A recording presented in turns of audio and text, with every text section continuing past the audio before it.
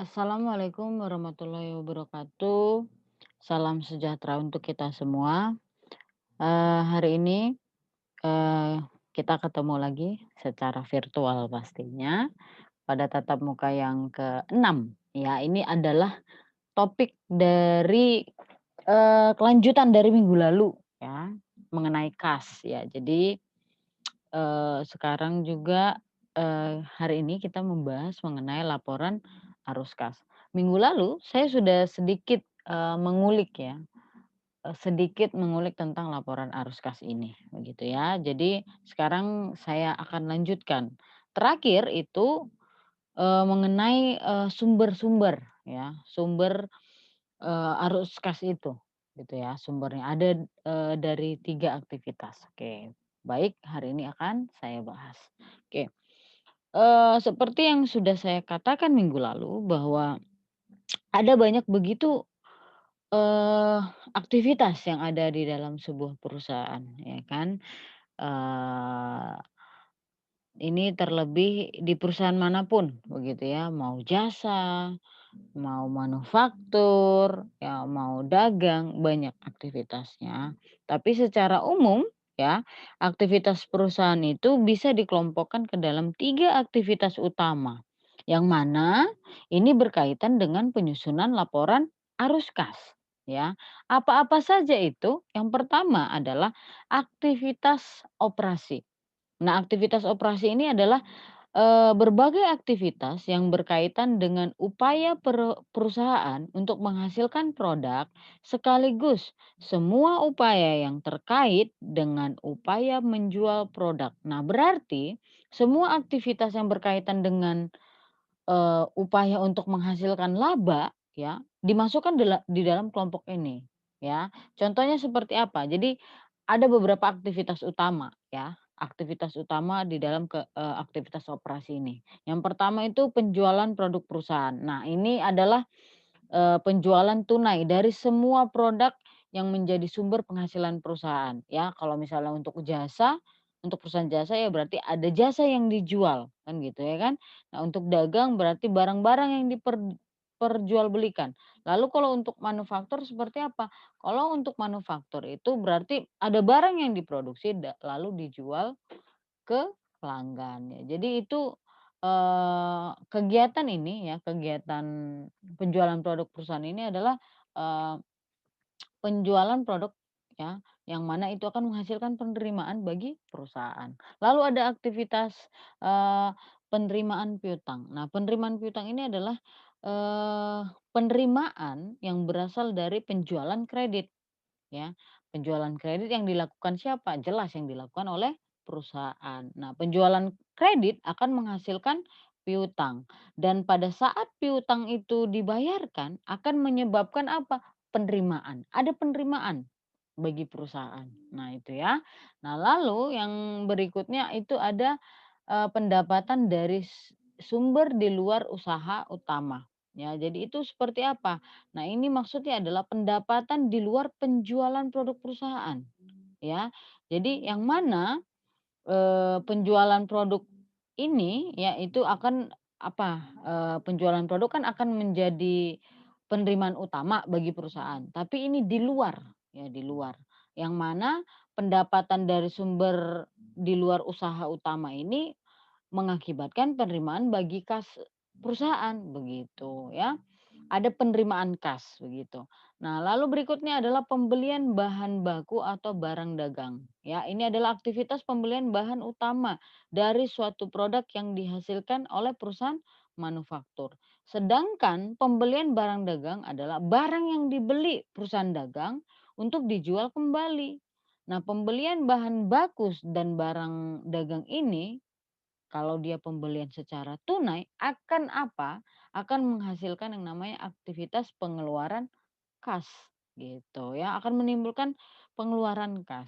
Nah, lalu ada, pembayaran beban tenaga kerja. Nah, ini adalah semua pembayaran yang berkaitan dengan upah orang, ya, yang terlibat secara langsung dalam proses produksi. Ya, ini merupakan pengeluaran ya, pengeluaran kas bagi perusahaan. Lalu ada pembayaran beban-beban overhead. Ini adalah pembayaran semua beban produksi selain beban tenaga kerja dan bahan baku. Nah ini, mmm termasuklah di dalamnya itu beban bahan penolong, beban tenaga kerja penolong, pabrikasi lainnya ini, termasuklah di, beban-beban overhead ini. Nah dan ya, ini merupakan, pengeluaran bagi kas perusahaan, ya kecuali ada yang dikecualikan. Kecuali apa? Adalah beban depresiasi, ya beban depresiasi baik itu gedung, mesin, apapun itu. Itu kecuali yang itu ya. Lalu ada berikutnya pembayaran beban pemasaran. Nah, pembayaran beban-beban pemasaran ini adalah pembayaran semua aktivitas ya, aktivitas distribusi produk perusahaan dari gedung perusahaan sampai ke tangan konsumen. Ya, jadi itu yang dimaksud dengan beban-beban pemasaran. Biaya-biaya yang dikeluarkan akibat apa? Akibat aktivitas distribusi si produk perusahaan ini. Mulai dari gedung perusahaan sampai ke tangan konsumen, itu termasuk yang namanya beban pemasaran, biaya pemasaran. Nah ini termasuk, aktivitas yang, eee, mengakibatkan adanya pengeluaran kas bagi perusahaan. Nah, lalu yang terakhir ada pembayaran beban-beban administrasi dan umum. Nah ini pembayaran semua aktivitas kantor dan umum, ya. Aktivitas kantor dan umum, ya, dimasukkan ke dalam, kelompok yang ini. Nah, ini akan mengakibatkan juga pengeluaran kas perusahaan. Itu untuk mengenai aktivitas operasi. Lalu ada yang kedua, aktivitas investasi.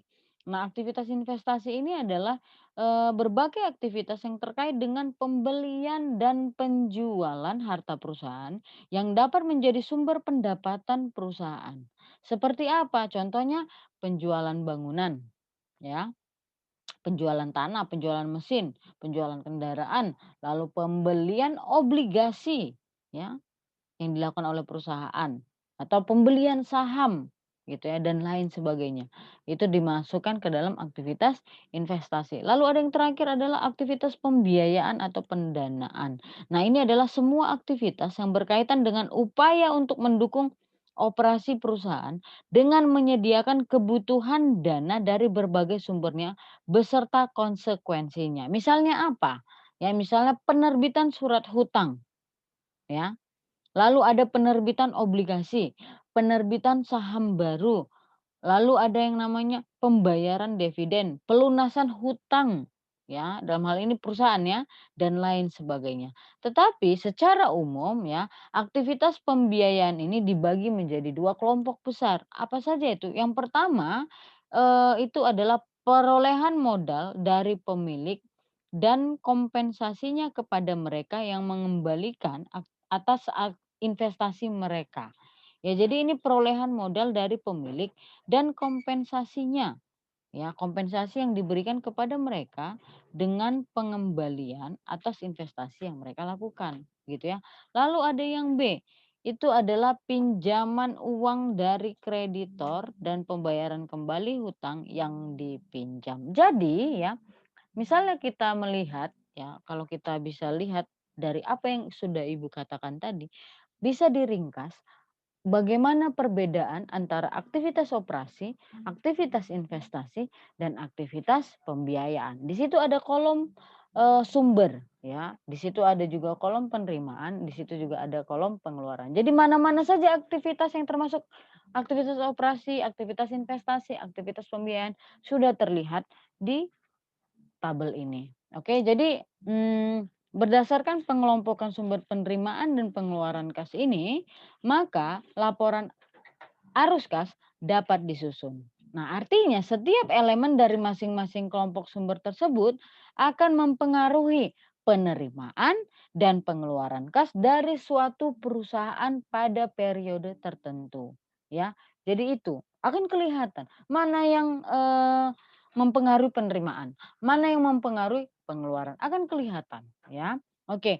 Nah, jadi format umum ya di dalam menyusun laporan arus kas ini dapat terlihat seperti format yang sudah tampil di sini ya. Jadi ada aktivitas operasi, ada aktivitas investasi, ada aktivitas pembiayaan atau pendanaan ya. Jadi itu arus kas masuk.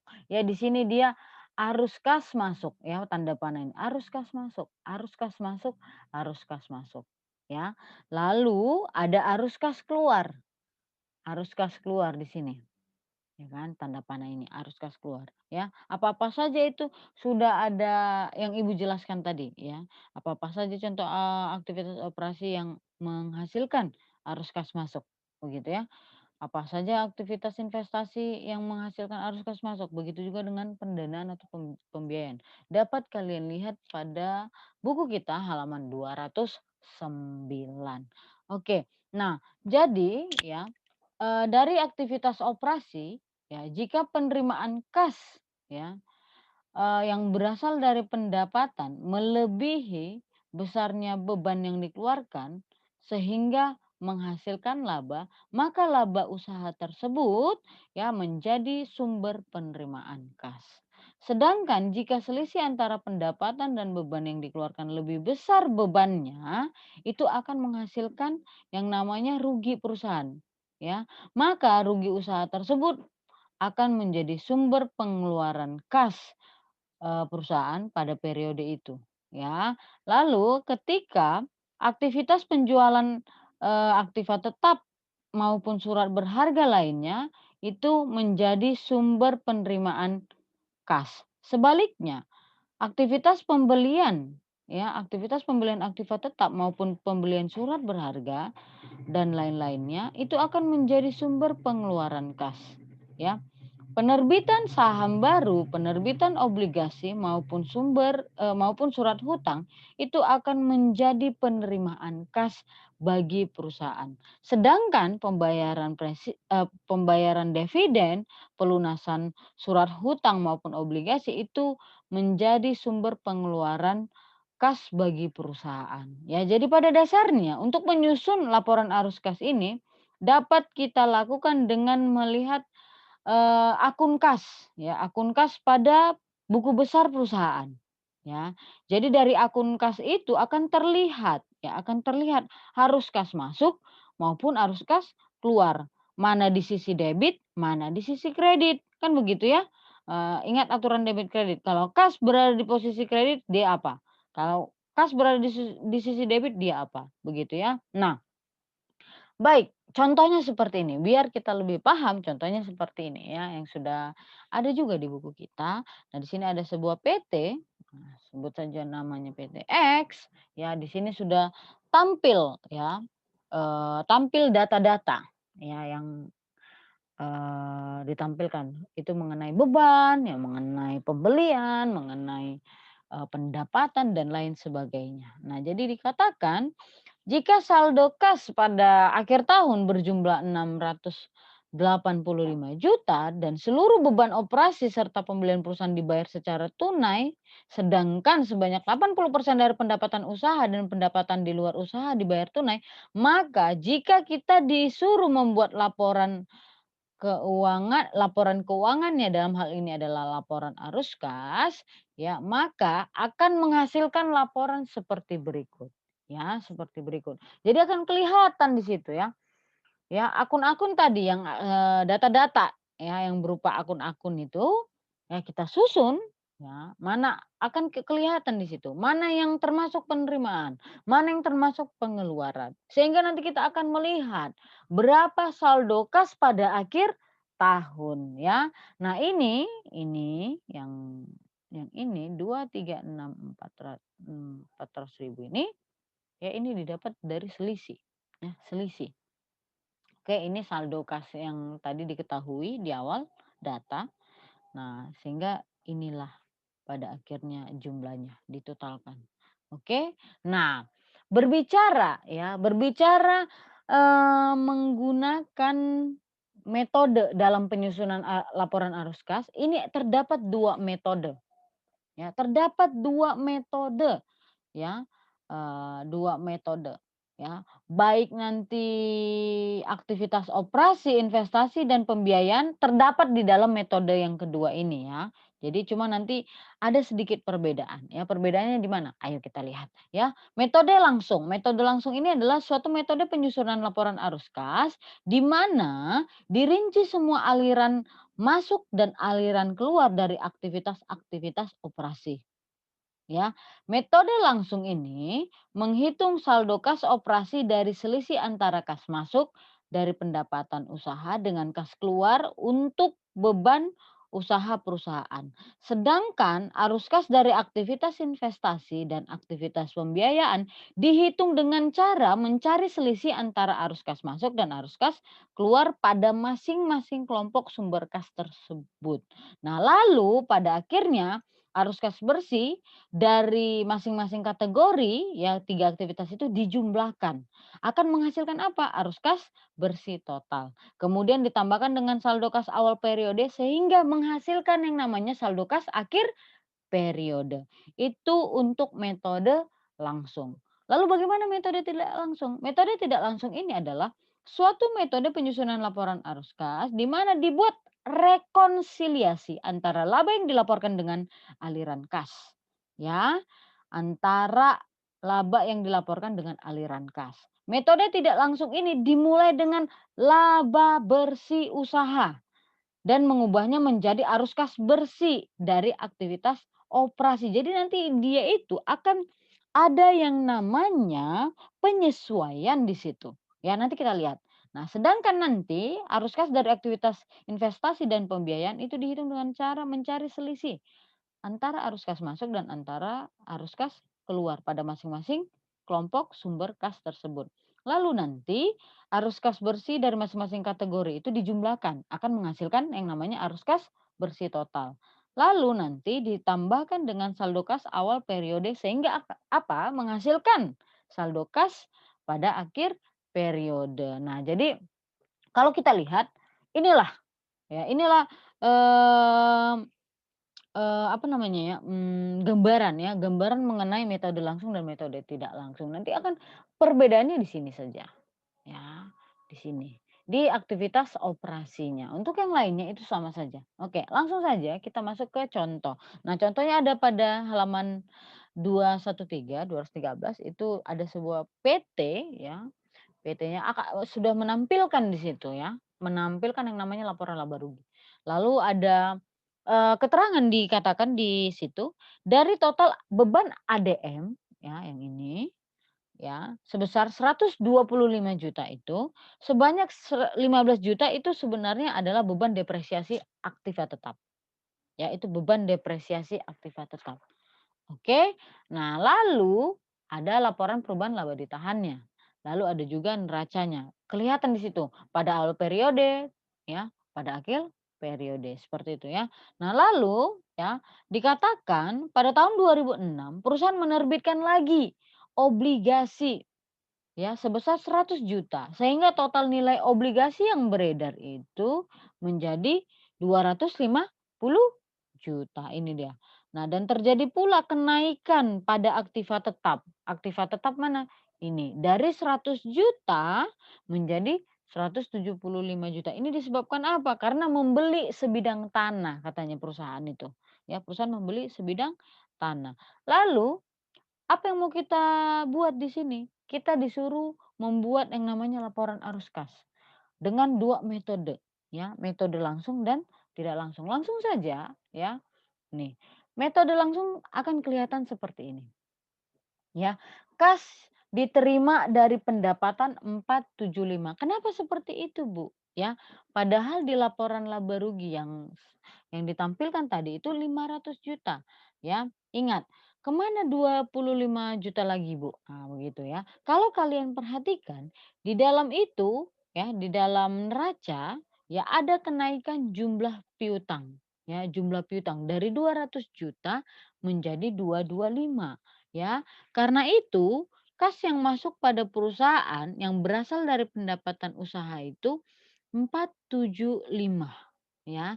Jadi nanti itu dikurangi pendapatan total dikurangi sama kenaikan piutang 25 juta ya.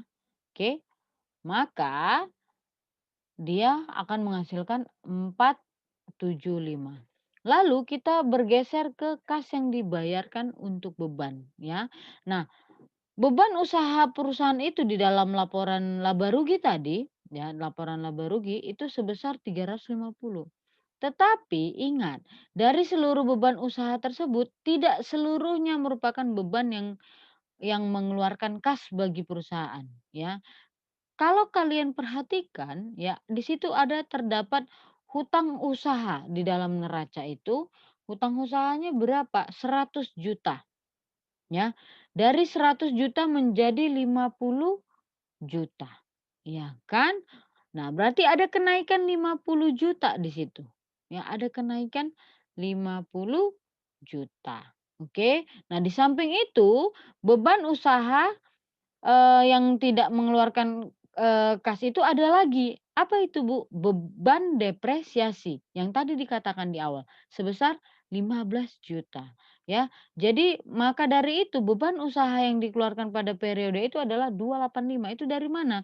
350 dikurang 50 juta tadi yang, kenaikan hutang tadi, lalu dikurang 15 juta itu.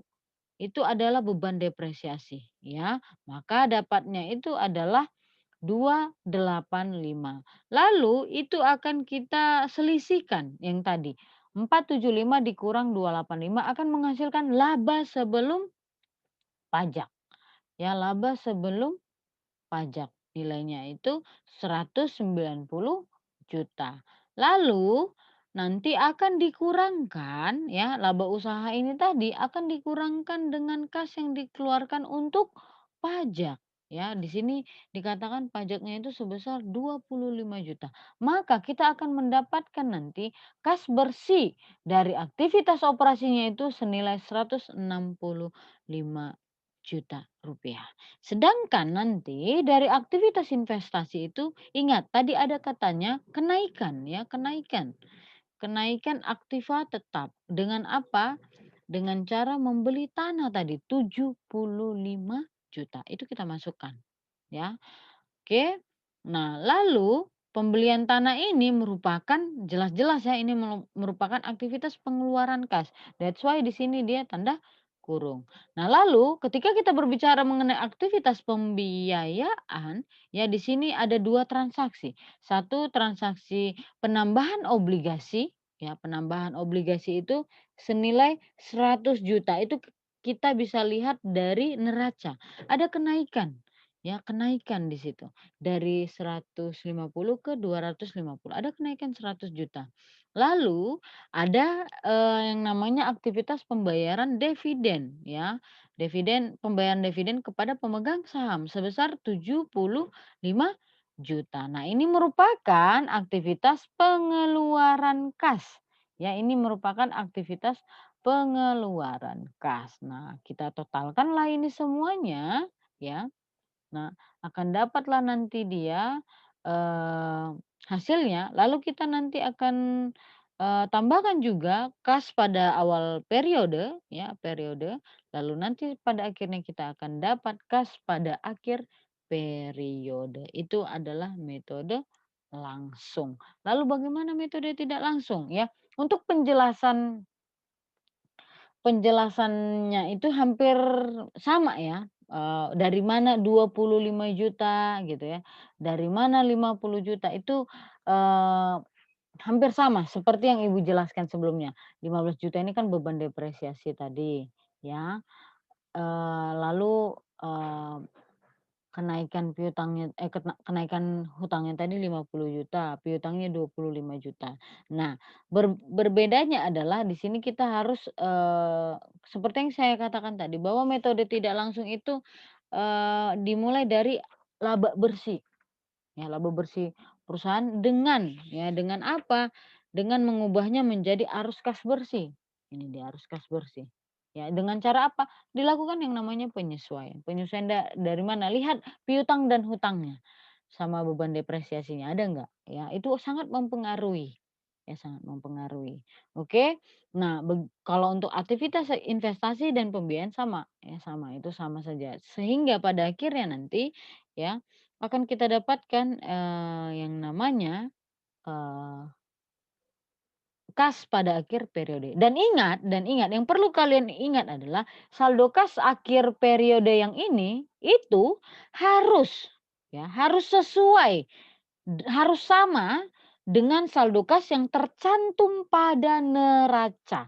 Ketika itu berbeda, maka bisa dipastikan laporan arus kas atau neracanya itu salah untuk akun kas ya. Jadi itu harus sama, oke? Baik, Ibu akhiri ya, topik ini. Assalamualaikum warahmatullahi wabarakatuh. Selamat siang dan salam sejahtera untuk kita semua.